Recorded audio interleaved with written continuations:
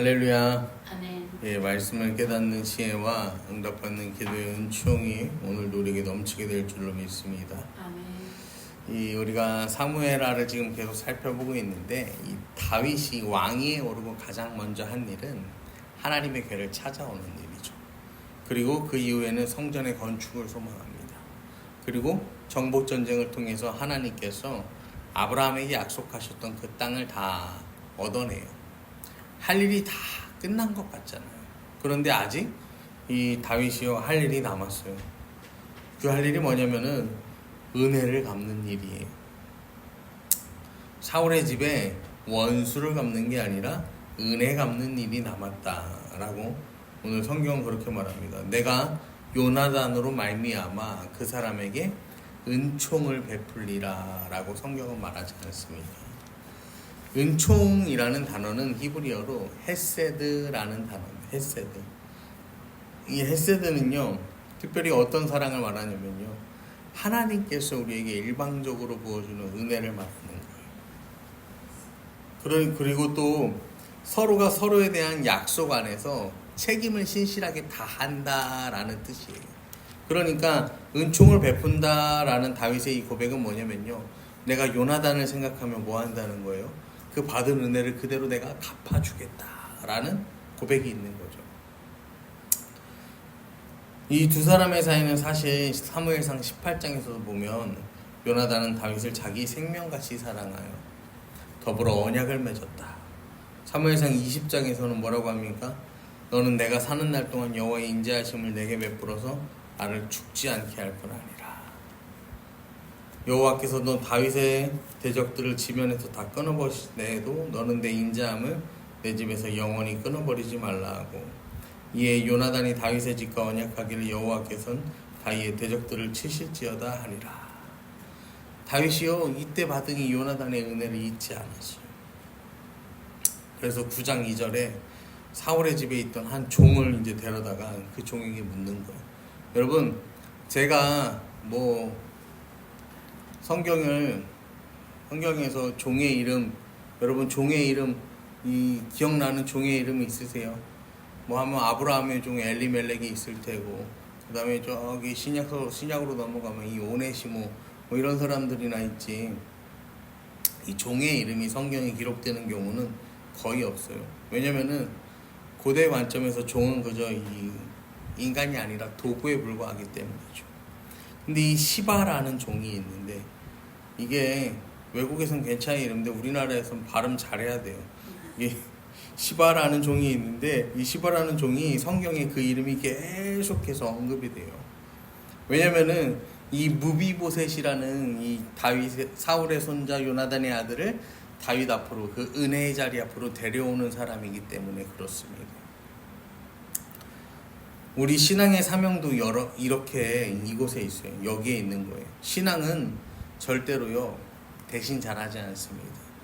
내가 여기서요, 교회 나와서요, 내가요, 은혜를 흠뻑 적셔서요, 집에 돌아가면요, 여러분, 이게 내가 여기서 수건에다가 물을 이만큼 받아갖고 집에 가면 어떻게 되겠어? 집에 가는 동안 수건은 다 말라버려.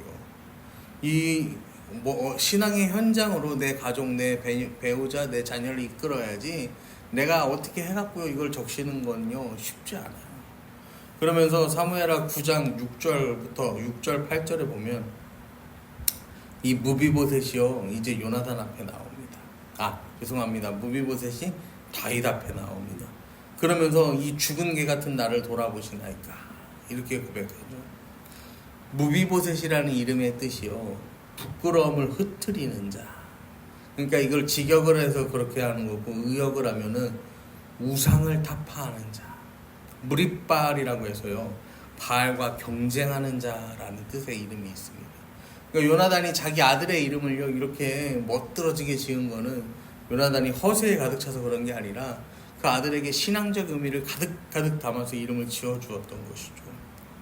그리고 그 종이요 자기 스스로를 낮추어서 당신의 종이라고 이야기를 합니다. 그리고 뭐라고 이야기해요? 죽은 개 같은 나를 돌보시나요? 이게요, 그 당시 문화권에서는요, 이 자기 자신을 낮추고 정말 비천한 그 인생을 표현할 때 쓰는 표현이에요. 그러니까 무비보셋이 스스로 그렇게 고백하며 다윗의 앞에 나아갑니다. 저는 이 모습에서 주님 앞에 나아가는 우리의 모습을 바라봅니다. 여러분, 우리가요 주님 앞에요 정말 죽은 개 같은 인생 아닙니까?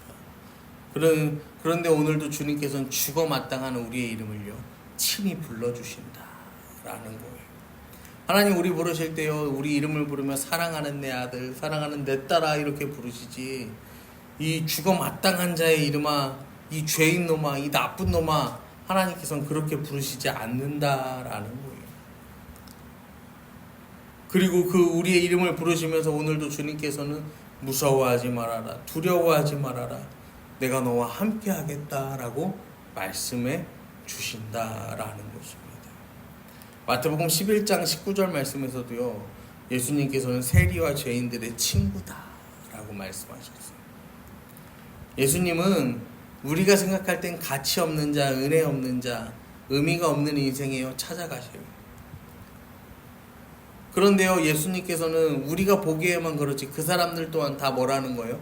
내가 사랑하고 나와 함께하는 나의 친구다, 나의 자녀다라고 말씀하시잖아요. 이 은혜 입은 무비보셋은요 훗날 끝까지 다윗의 편에 서고, 이 무비보셋의 아들이 되는 미가라는 사람도요 나중에 다윗에게 도움되는 일을 계속해서 합니다. 다윗이 은혜를 베풀었더니 그 은혜가 선순환 돼서요 계속해서 돌아오는 모습을 우리에게 보여주는 거예요. 사랑하는 성도 여러분, 우리도요 우리가 받은 은혜가 있어요. 하나님께 받은 은혜가 있고 또 사람에게 받은 은혜가 있습니다.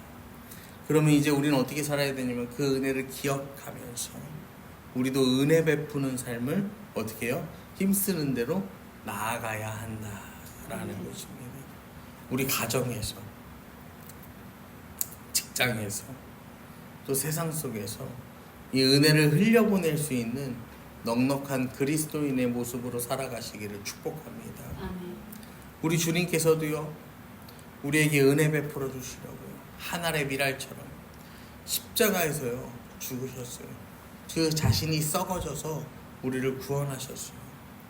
우리도 누군가를 위해서 썩어지는 자신을 희생하는 섬김의 삶, 은혜의 삶이 우리 인생에 필요하다라는 것입니다. 지금 이 시대는요 이런 삶이 너무 부족해요. 물론 교회를 다니던 다니지 않던 선하게 사는 사람들은 굉장히 많아요. 그런데 더 중요한 것은 이 일을 믿음 안에서 이루어 나가는 사람들은요 너무 적다라는 거예요. 그래서 저는 때때로 그런 생각을 합니다. 이러다가 정말로 이 세상이 어둠의 시대로 가득 차버리는 것은 아닐까 라는 그런 고민들도 해봐요. 그런데요 여러분,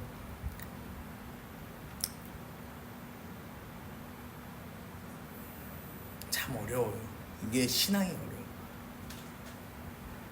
어떤 사람들은요 이제 우리가 연말정산을 이제 받는, 직장인들은 연말정산을 받잖아요.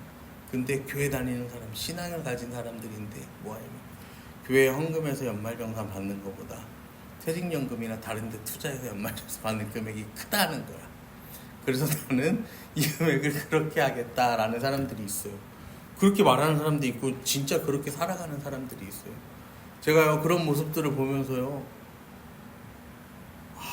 이게 헌금도 그냥 연말정산의 수단으로 생각을 하는 사람이 있구나라는 것들을 느끼게 되는 거예요. 그런 것도 보면서 주님께 드리는 게 아니에요. 결국에는 나 자신을 위한 거였던 거죠. 여러분, 그게 다 왜 그러냐면요 나는 특별하고 내 힘으로 이 세상 살아가는 것 같으니까 그런 거예요. 여러분, 우리 특별한 인생도 맞아요. 열심히 수고하시는 것도 맞아요. 그럼에도 불구하고 더 큰 것은 오늘도 나를 찾아오신 그 하나님의 은혜가 없었다면, 구원받을 수 없는 죄인된 나를 찾아오신 그 은혜, 내 모든 부족함과 연약함을 다 덮어주시는 하나님의 그 은혜, 아무런 대가 없는, 의미 없는 그 사랑이 아니었다면 나는 살아갈 수 없으며 오늘도 우리를 사랑하시고 또 사랑하시고 우리를 만져주시고 우리를 고쳐주시고 우리를 구원해 주시는 그 하나님 은혜에 감사하며 나아가는 이 하루를 살아가시기를 이 시간 간절히 축원합니다. 아멘.